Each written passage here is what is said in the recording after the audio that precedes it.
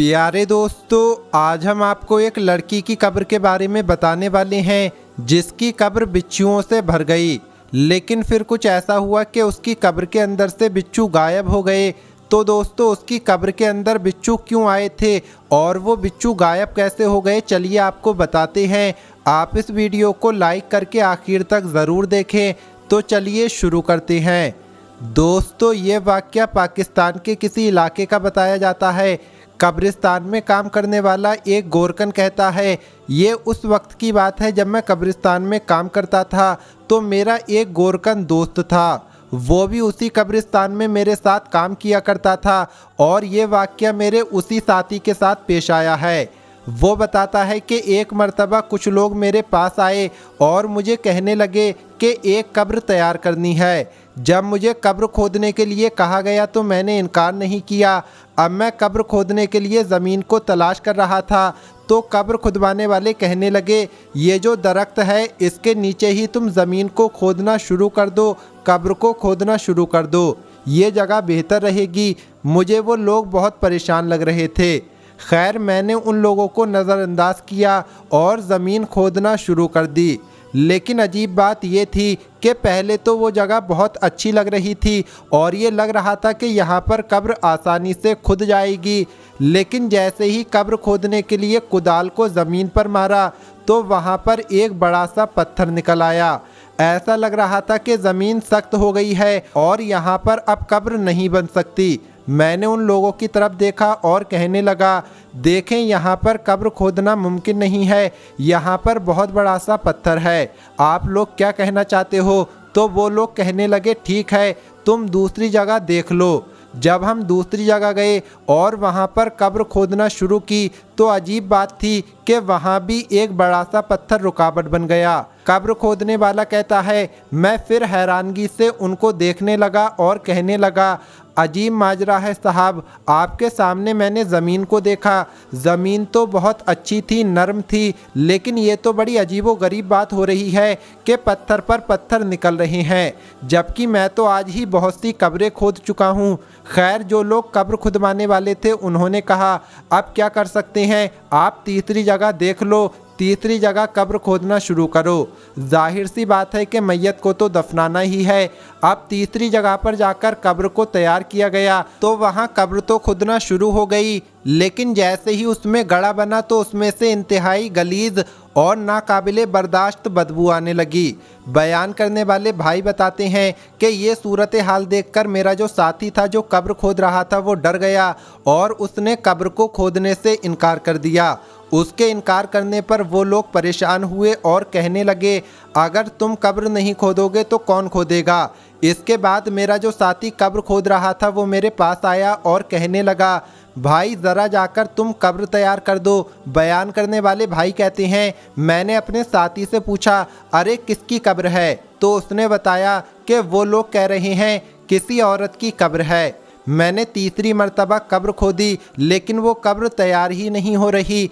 3 बार कब्र खोदने पर भी ऐसा लग रहा है कि ज़मीन उस औरत को कबूल करना नहीं चाहती।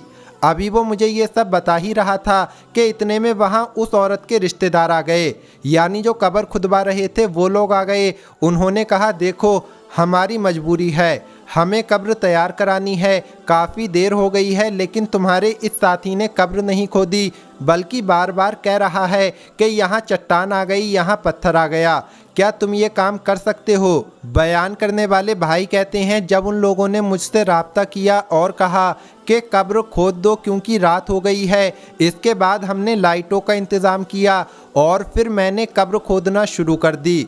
लेकिन अजीब बात यह थी कि मेरे साथी की तरह मैं जितनी बार कुदाल को ज़मीन पर मारता तो मेरे जिस्म में सनसनी महसूस होती, ऐसा लगता कि वहाँ पर लोहे या पत्थर के टुकड़े पड़े हुए हैं।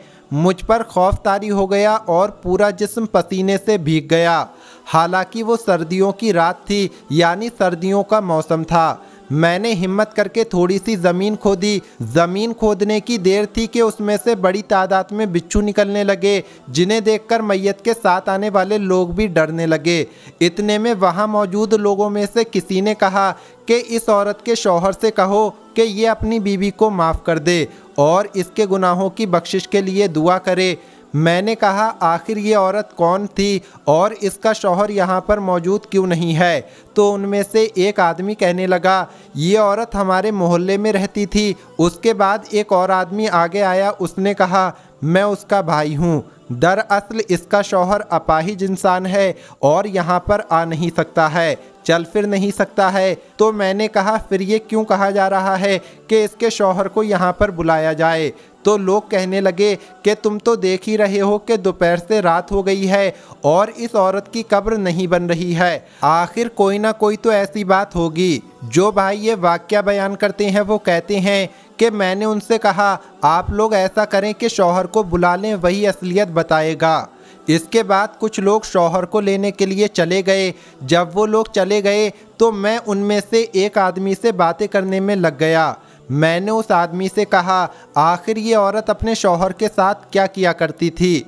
तो वो कहने लगा दरअसल ये औरत अपने शौहर से बदजुबानी करती थी, रोज़ाना झगड़ती थी और उसको ताने देती थी। लेकिन इसका शौहर बड़ा ही साबिर और शाकिर था, बड़ा ही सब्र करता था, मगर वो गरीब था। ये औरत रोज़ उससे लड़ाई करती थी, झगड़ा करती थी और कहती थी तुम ज़्यादा नहीं कमाते हो, मुझे बहुत सारे पैसे चाहिए। इसका शौहर गरीब मजदूर इंसान था। एक बार काम करते वक्त उसके साथ हादसा हो गया और उसके दोनों पैर कट गए और वो अपाहिज हो गया। शौहर इंतहाई नेक और सब्र करने वाला था। बीवी की बदतमीज़ी पर कहता कि तू मेरा हाल देखती नहीं है, तू मेरी खिदमत करने के बजाय मुझे कोसती है, मुझे ताने देती रहती है। क्या तू नहीं जानती कि मैंने हमेशा तेरा भला चाहा है? लेकिन ये औरत हमेशा यही कहा करती थी कि तू बहुत ही बेकार इंसान है, मैं तुझे छोड़ दूंगी।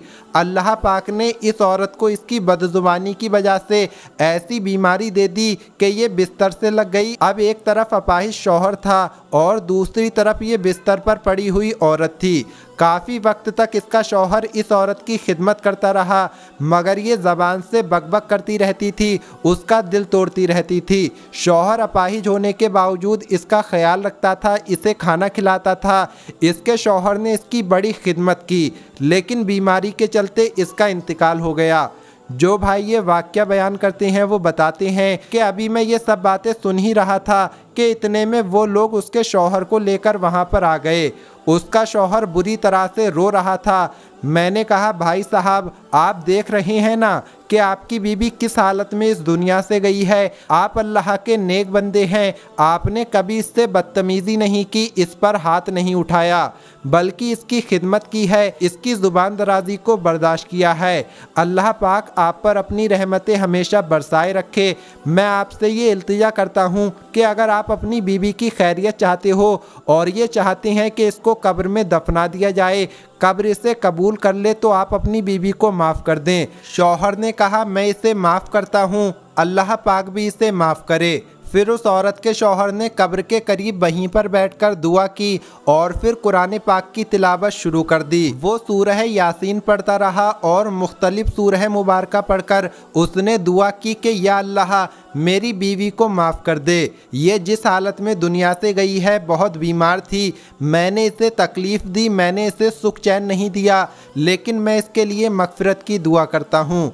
या अल्लाह तू इसे माफ़ फरमा दे और मुझे भी माफ़ कर दे। शौहर दुआ करता जा रहा था और काफ़ी देर तक तिलावत कुरान पाक करता रहा। इस दौरान जितने बिच्छू थे उनकी तादाद न जाने कितनी थी। जैसे जैसे शौहर कुरान पाक की तिलावत करता जा रहा था तो वो बिच्छू गायब हो रहे थे। बयान करने वाले भाई कहते हैं कि जैसे ही बिच्छू गायब हुए तो हमने बेखौफ होकर कब्र तैयार की। इस तरह मौत के 13 घंटे के बाद उस औरत को दफना दिया गया। तदफीन के बाद भी उसका शौहर कुरान पाक पढ़ता रहा और उसके लिए दुआ करता रहा। तो दोस्तों आज की इस वीडियो में इतना ही। अल्लाह पाक हम सबको नेक अमल करने की तौफीक अता फरमाए। आमीन अल्लाहुम्मा आमीन।